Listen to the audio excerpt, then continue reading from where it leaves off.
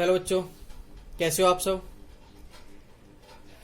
आज अपन स्टार्ट करने वाले हैं एक्सरसाइज नंबर 5 समांतर श्रेणी।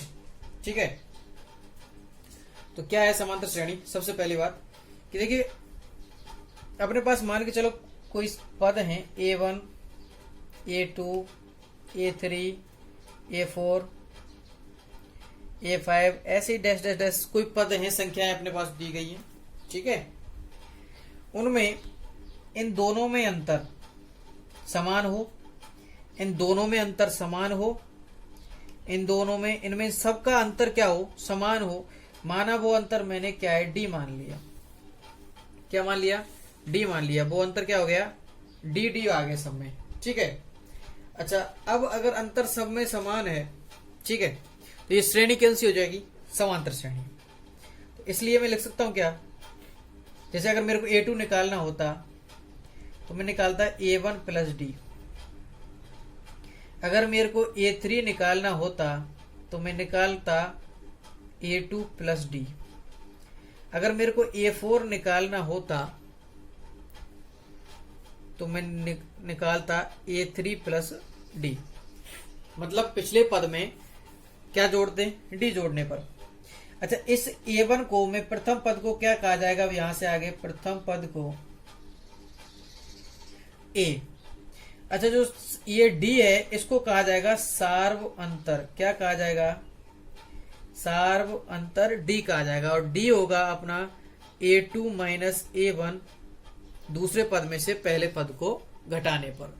आप इसको लिख सकते हो A3 माइनस A2 तीसरे में से दूसरे को घटाने पर, A4 माइनस A3 चौथे में से तीसरा घटाने पर। ठीक है, अच्छा अब अपन इन पर ही आधारित कुछ क्वेश्चंस करने वाले हैं। वो आपके क्वेश्चन है, जैसे अपने पास है एक्सरसाइज 5.1 5.1 अपन करने वाले हैं। तो 5.1 का पहला क्वेश्चन है कि निम्नलिखित समांतर श्रेणी के लिए प्रथम पद A एवं सार्वंतर D ज्ञात कीजिए। ठीक है, तो अपन को लिखना क्या है, एक चीज याद रखना, सार्वंतर D हमेशा समान आएगा।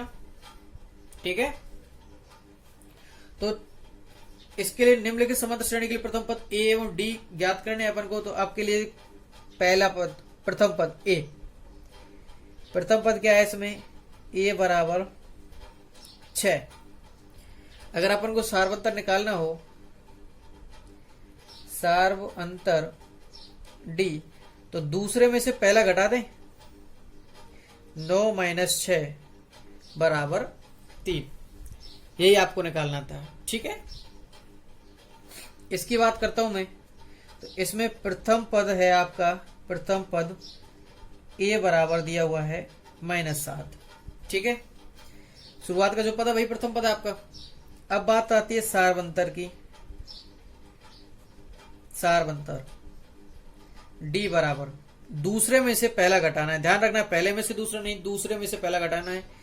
मैंने -9 लिखा, दूसरा पद है, माइनस लिखा -7, दूसरे में से पहला घटा रहा हूं। तो ये तो -9 रह जाएगा, लेकिन ये माइनस माइनस क्या हो जाएगा, प्लस हो जाएगा। तो ये हो जाएगा -2। ठीक है, आपका सार्वंतर D आ गया, प्रथम पद आ गया। ठीक है, अब बात करता हूं मैं आपके थर्ड पार्ट की। इसके थर्ड पार्ट में है 3/2 1/2 -1/2 और -3/2। ठीक है, तो अपने पास क्या हो जाएगा, पहली बात प्रथम पद अपन को निकालना है, प्रथम पद। ठीक है, तो ये हो जाएगा A बराबर अपने पास 3/2। ठीक है, सार्वंतर की जब बात करते हैं तो सार्वंतर D दूसरे पद में से 1/2 में से, और मैंने घटा दिया क्या, 3/2। 2 LCM आया, 1 में से 3 घटाया तो क्या बचा, -2/2। 2 का 2 में भाग दिया तो क्या आया, -1 आया। ठीक है, क्या गया, -1। अच्छा अब मैं बात करता हूं क्वेश्चन नंबर 4 की। कि प्रथम पद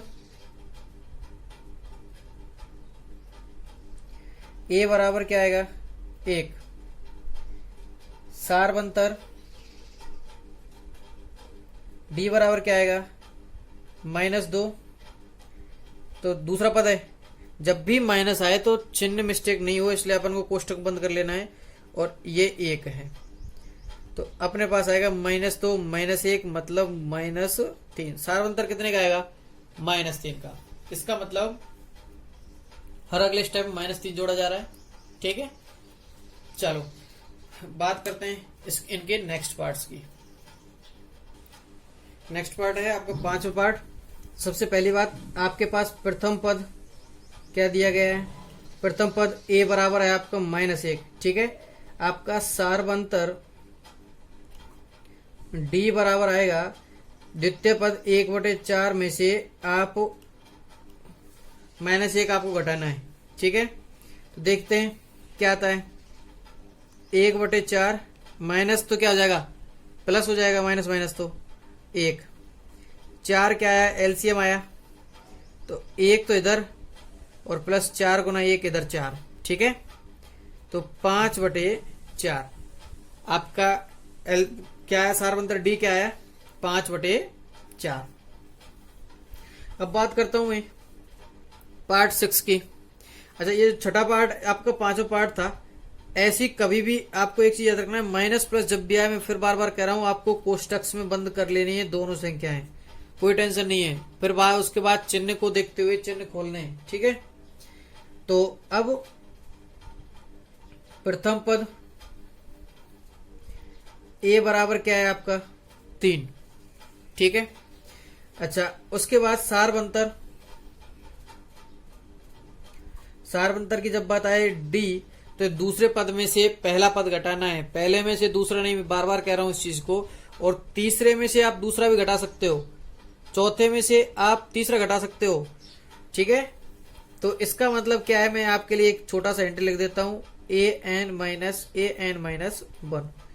ये भी आप डी का फॉर्मूला मान सकते हो कि nवां पद और उससे एक कम पद घटा देंगे तो क्या आ जाएगा आपका सार्व अंतर आ जाएगा। ठीक है, तो d बराबर क्या आएगा 1 - 3।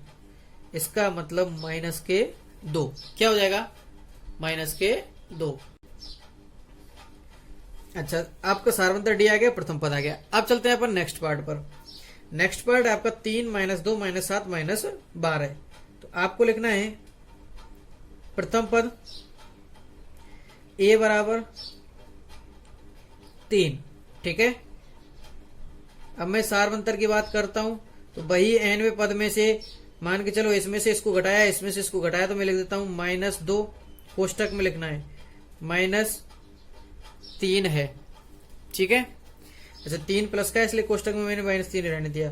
देखिए -2 -3 दोनों मिलके माइनस का क्या बना दिया 5 बना दिया। सार्वंतर क्या आया -5। ठीक है, चिन्ह मिस्टेक नहीं हो इसलिए मैंने कोष्टक लगाने के लिए बोला है। आप इस तरीके से भी निकाल सकते हो, इससे भी निकाल सकते हो। जैसे आपकी बार मैं तीसरे में से दूसरा भी निकाल के आपको बता ही देता हूं। देखना -7 -2। ठीक है, तो ये -7 माइनस प्लस हो जाएंगे तो क्या आएगा 2।